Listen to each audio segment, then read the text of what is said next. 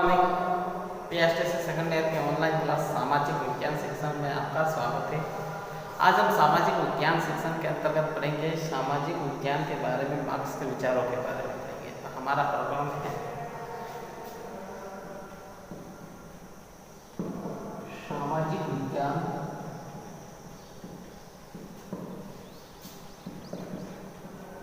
के बारे में, मार्क्स के विचार।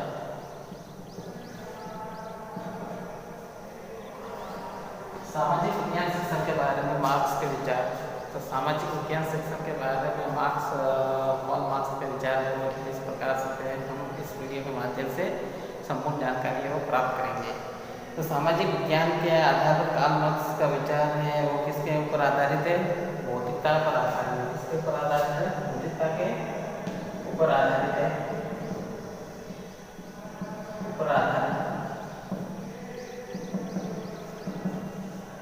भौतिकता के ऊपर आधारित है। तथा कार्ल मार्क्स का मानना था कि सामाजिक विज्ञान के सिद्धांत के अंतर्गत उत्पादन और तकनीकी में होने वाले परिवर्तन है वो किसके आधार पर होते हैं? वो विभिन्न उसके ऊपर विभिन्न वो भौतिकता के आधार पर होते हैं। इस भौतिकता के सिद्धांत के आधार पर उसने काफ़ी महत्वपूर्ण बल दिया। मार्क्स के अनुसार आर्थिक स्थिति, व्यक्ति की आर्थिक स्थिति, उसकी सामाजिक स्थिति और उसकी को व्यापक प्रभावित करने के अंतर्गत विभिन्न प्रकार के साधनों की आवश्यकता होती है और उन साधनों की आवश्यकता की पूर्ति करने के लिए व्यक्ति को अपने विभिन्न प्रकार के निर्णय हैं वो लेने पड़ते हैं और कई प्रकार के निश्चय करने पड़ते हैं। जिसके अंतर्गत कार्ल मार्क्स ने यदि सामाजिक स्थिति और को सुधारना है तो व्यक्ति को अपनी भौतिक स्थिति, भौतिक आधार पर विशेष बल देना होगा। इस संबंध में व्यक्ति ने कहा है, कार्ल मार्क्स ने कहा है, व्यक्ति की जैसे भौतिक स्थिति, आर्थिक रूप से व्यक्ति सबल होगा तो उसकी सामाजिक स्थिति है वो ऑटोमेटिक है वो परिवर्तित होती रहेगी। इसके लिए कार्ल मार्क्स ने उत्पादन के संबंध में 4 प्रमुख सिद्धांतों का समन्वय किया है। जिसके अंतर्गत पहला है उत्पादन के तरीकों में से परिवर्तन करना। पहला उसका क्या सिद्धांत है? उत्पादन के तरीकों में परिवर्तन।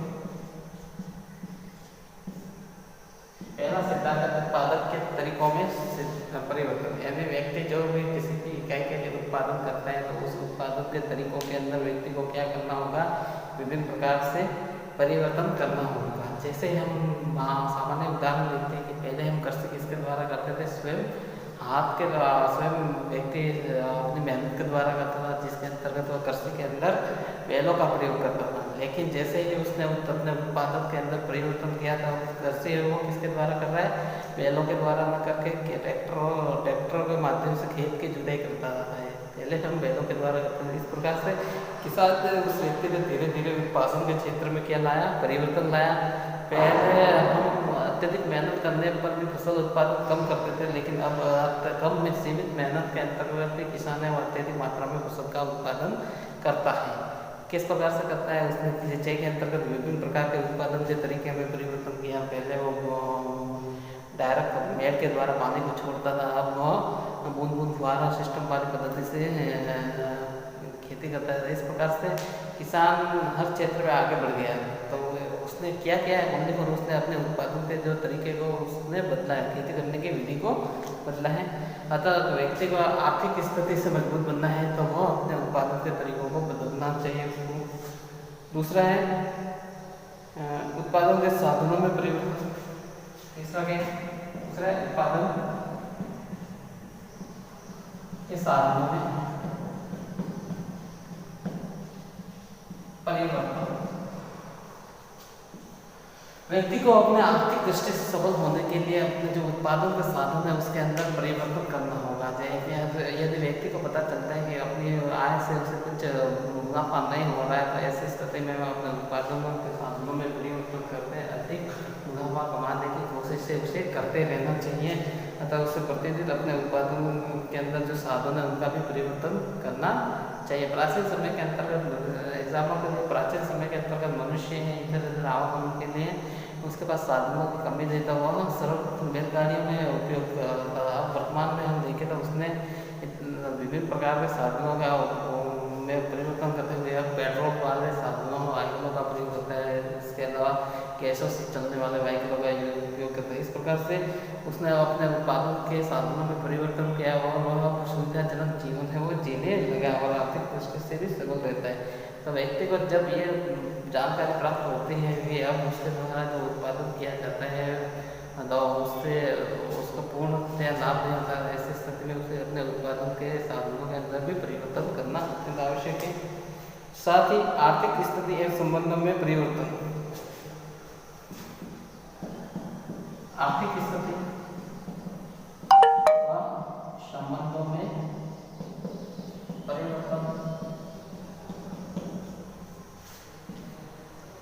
कार्ल मार्क्स का मानना है कि आर्थिक स्थिति व संबंधों में व्यक्ति को परिवर्तन करना होगा, तभी वह जाकर व्यक्ति के अंतर्गत विभिन्न प्रकार की आर्थिक स्थिति से के साथ में वो संबंधों में परिवर्तन करेगा। तो ऐसी स्थिति में वह विभिन्न प्रकार की आर्थिक क्रिया में आगे बढ़ेगा और वो अपनी जो निर्धनता संबंधी समस्या वो दूर हो जाएगी और समाज के अंदर उसकी प्रतिष्ठा है वो बढ़ जाएगी। तो व्यक्ति को आर्थिक स्थिति या संबंधों में परिवर्तन करना अत्यंत आवश्यक है। इसके साथ में ही परिवर्तन और सामाजिक संरचना में प्रदर्शन। फिर नेक्स्ट है परिवर्तन और सामाजिक संरचना में परिवर्तन या प्रदर्शन। इसके साथ ही व्यक्ति को परिवर्तन और सामाजिक संरचना के अंतर्गत व्यक्ति आर्थिक क्रिया में सफल होगा तो वो समाज के अंदर ऑटोमेटिक उसके क्या हो जाएगा, सामाजिक संरचना में अच्छा प्रदर्शन कर पाएगा और समाज में सभी की दृष्टि में वो व्यक्ति वो काफ़ी प्रतिष्ठित नजर आएगा। इस प्रकार से हम कह सकते हैं कि कार्ल मार्क्स के इन चारों सिद्धांतों को अपनाएं तो समाज के अंदर फैल रहा है वर्ग भेद चल रहा है या वर्ग संघर्ष चल रहा है, उस वर्ग संघर्ष को हम दूर कर सकते हैं।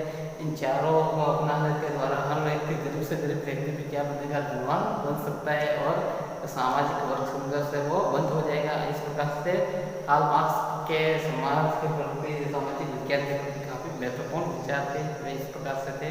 तो आज की क्लास में इतना ही, आपका बहुत बहुत धन्यवाद।